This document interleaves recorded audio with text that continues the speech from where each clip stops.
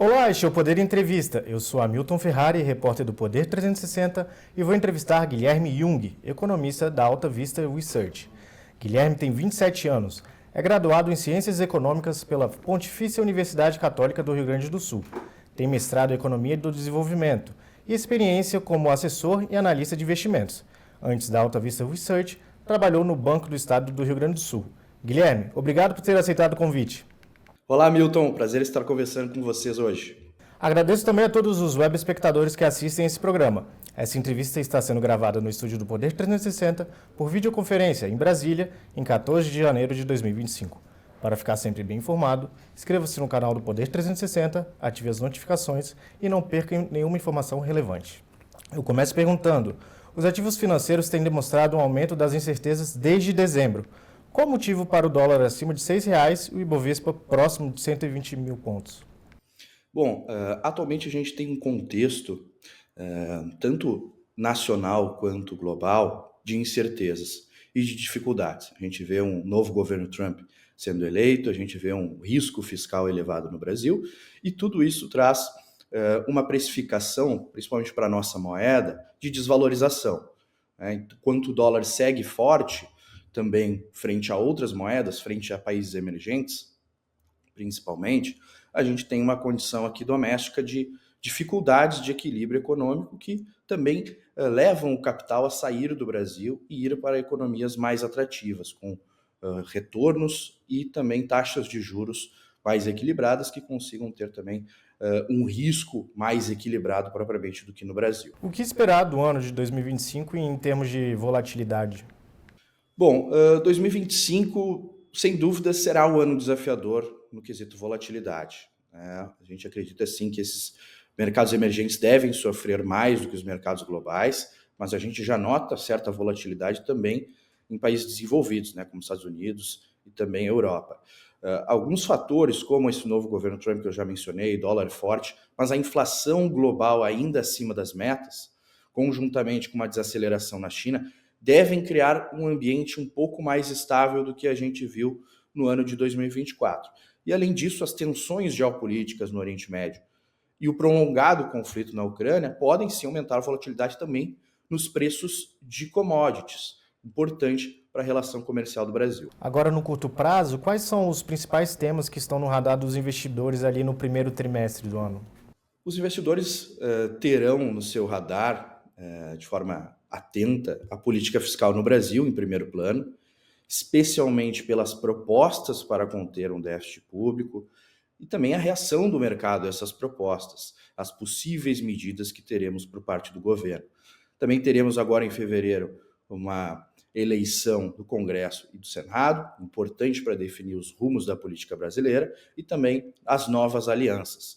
No radar também teremos a trajetória de inflação a nível global, entender se teremos uma reflação nos Estados Unidos por conta das medidas de Trump, um ritmo de afrouxamento monetário mais lento nos Estados Unidos, também traz alguma preocupação para os mercados.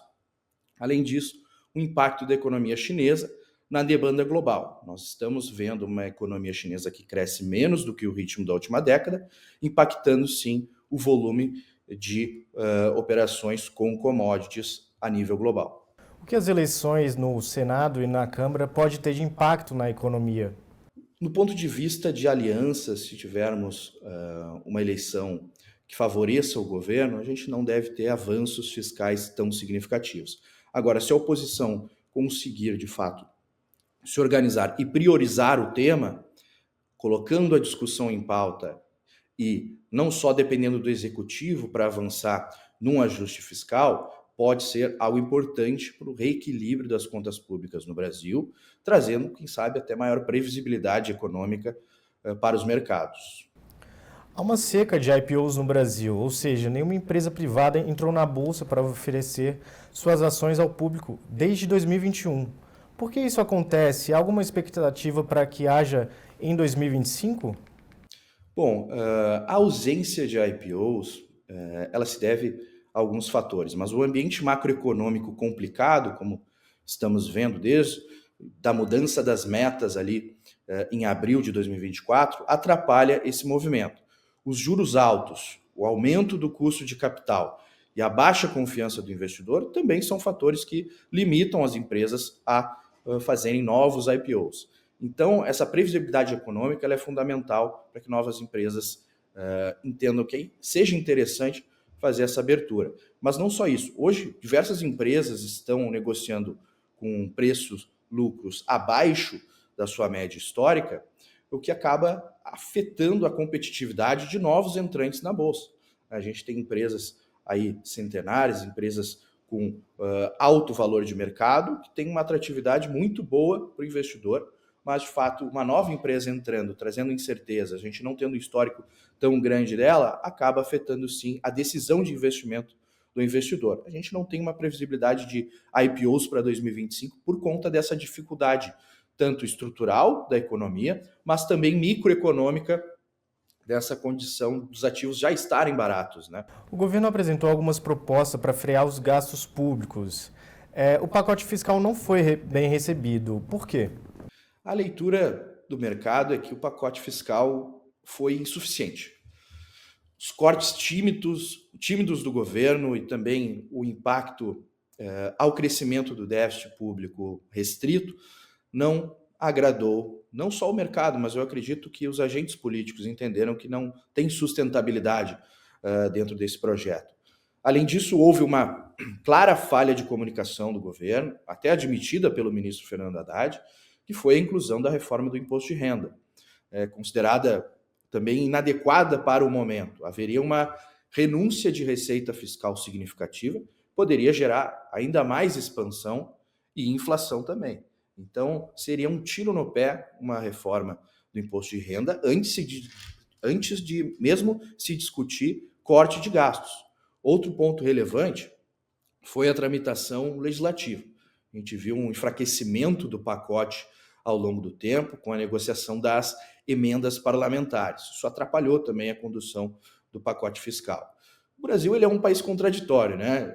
Para se cortar gastos, precisam aumentar gastos com emendas. É algo que é particular do Brasil, né? E tudo isso gerou diversas incertezas no mercado quanto à capacidade do governo implementar uma política fiscal responsável. Houve também perda de credibilidade ao longo dessa condução. A gente teve a mudança da meta em abril, se esperavam cortes desde abril, e não houve.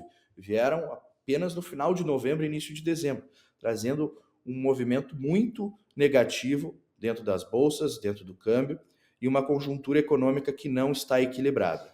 Na avaliação do senhor, são necessárias medidas complementares para controlar os gastos públicos? Sem dúvida, o ajuste fiscal atual ele não é suficiente para enfrentar esses desafios estruturais do Brasil.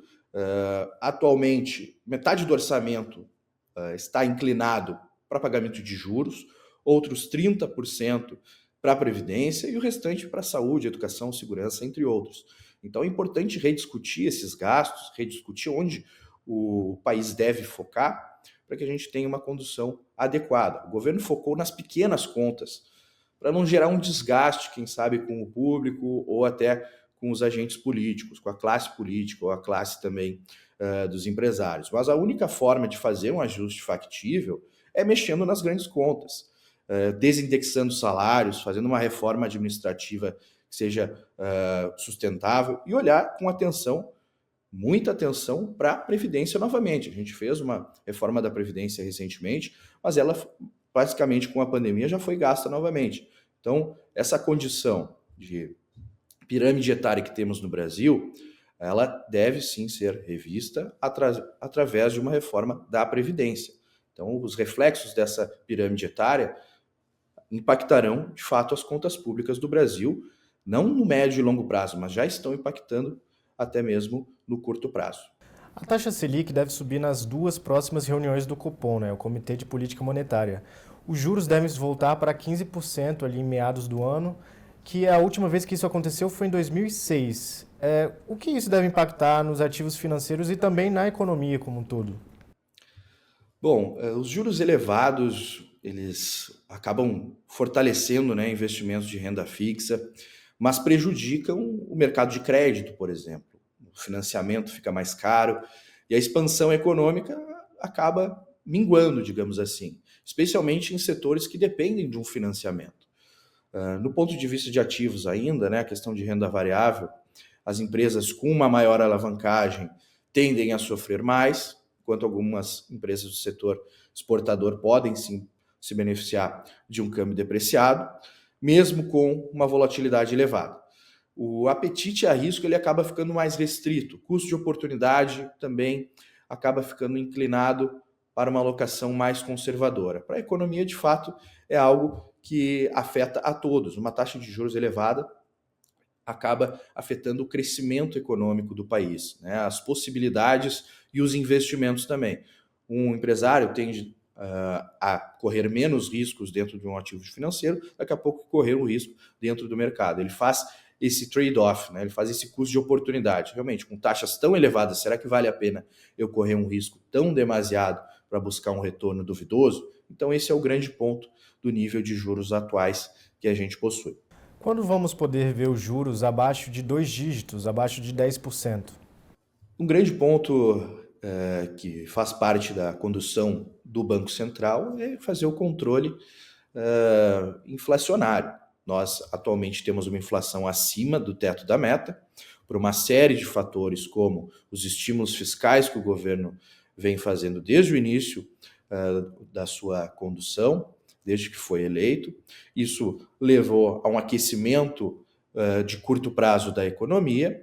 A gente teve alguns riscos inflacionários ligados a preço de energia, tivemos bandeira amarela, laranja, vermelha, por conta também das condições de seca, de chuva, afetaram os preços de alimentos. Temos uma condução também agora dos rebanhos, que vem afetando a oferta de bovinos, impacta também a carne. Então, para que a gente possa ter uma condução melhor de política monetária, a ponto de ter juros abaixo de 10%, a inflação deve se aproximar da meta, que a meta ela tem um teto e de 4,5%, a gente já está com uma inflação aí de 4,8%. Estando dentro da meta, tendo uma condução e um horizonte de sustentabilidade fiscal, é factível sim que o Brasil tenha juros mais baixos. Mas se o Brasil continuar gerando dívida, a gente precisa remunerar o investidor de uma maneira mais alta e os juros acabam subindo exponencialmente. A inflação do Brasil ficou acima da meta em 2024. Quais são as perspectivas para esse ano? Perfeito. A gente tem uma perspectiva de inflação que deve apresentar uma aceleração no primeiro semestre deste ano, de 2025, impulsionada também ainda pelos estímulos fiscais, defasagem nos preços de combustíveis, por exemplo. Hoje temos uma defasagem aí na gasolina e no diesel que se encontram próximas de 10%. Temos uma desvalorização no câmbio e essa desvalorização impacta diretamente a inflação. Boa parte dos custos de produção ainda são dolarizados. E como eu mencionei anteriormente, vimos preços de alimentos subindo por conta desses efeitos climáticos, preços da carne. Então, essa conjuntura de demanda aquecida e oferta volátil acaba afetando a inflação. E a gente acredita sim que o governo deve continuar com esses estímulos fiscais, pelo menos no início do ano, para gerar uma gordura, para que esse efeito do juro alto venha a bater na economia apenas no segundo semestre. Então, o governo tem receio, sim, de ter um ano perdido, ter um crescimento muito fraco. Então, a gente acredita, sim, que os estímulos fiscais continuarão ocorrendo no primeiro semestre. Isso gera uma inflação maior no primeiro semestre, justamente para criar uma gordura de crescimento e fechar o ano positivo. A gente tem essa visão e essa perspectiva, bem difícil, na verdade, para inflação e juros, dentro dessa janela do primeiro semestre. Agora, no cenário internacional, o que o governo do Donald Trump nos Estados Unidos pode ter de efeitos na economia brasileira? A postura mais protecionista, digamos assim, do Trump, com a imposição de tarifas comerciais, ela pode impactar as cadeias globais de suprimento, de oferta, e também o cenário de commodities, indiretamente afetando as exportações brasileiras. Além disso, a busca de conter um avanço de desenvolvimento da China pode gerar, sim, impacto nos mercados.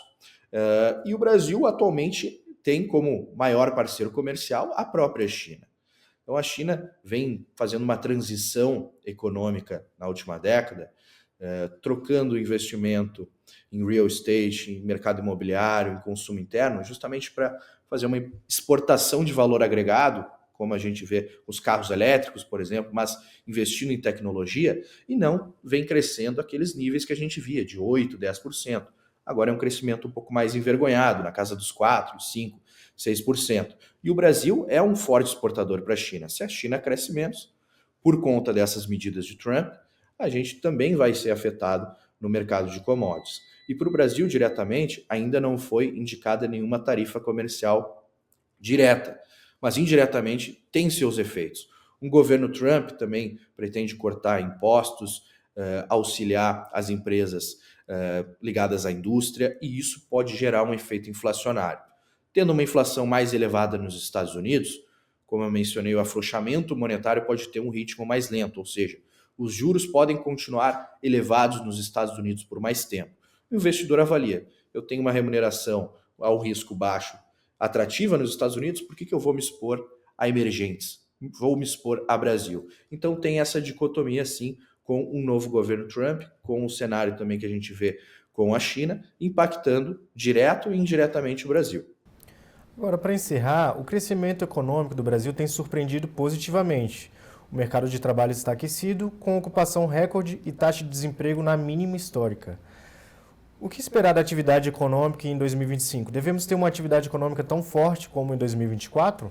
Na nossa avaliação, não. A gente acredita que a economia deve desacelerar ao longo do ano, devido ao impacto acumulado do aperto monetário, juros chegando possivelmente a 15%, gera um efeito no mercado de crédito muito significativo, as empresas acabam também perdendo essa dinâmica atual.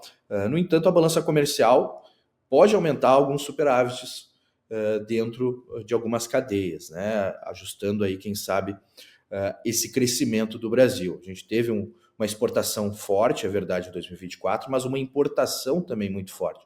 A gente acredita que não haja espaço para uma importação tão forte no ano de 2025, mas um mesmo nível de exportação ou até um pouco melhor, levemente melhor pela condição dos preços de commodities, não pelo volume. Então isso pode gerar, do lado da demanda, né, uma questão ligada à balança comercial, uma certa sustentabilidade do crescimento. Por outro lado, pelo lado do consumo, o governo, sim, deve continuar fazendo estímulos fiscais no início do ano, não no mesmo ímpeto que 2024, e o consumo das famílias deve, ao longo do ano também, com as questões também de inadimplência, que a gente já vê subindo, não ter o mesmo nível de gastos, o mesmo nível de ímpeto, e ao longo do ano a gente vê esse crescimento minguando.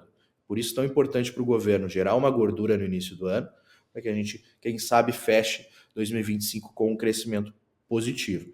As contas fiscais, na nossa avaliação, são o maior risco de crescimento para o Brasil no médio e longo prazo, por isso essa discussão, essa preocupação do mercado. Mas, de fato, a foto do Brasil é boa, mas o filme parece não ser tão bom assim. E chega ao final essa edição do Poder Entrevista. Em nome do jornal digital Poder 360, eu agradeço ao Guilherme Jung pela participação. Muito obrigado, Hamilton. Um forte abraço. Agradeço também a todos os web espectadores que assistiram a esse programa. Essa entrevista foi gravada no estúdio do Poder 360, em Brasília, em 14 de janeiro de 2025.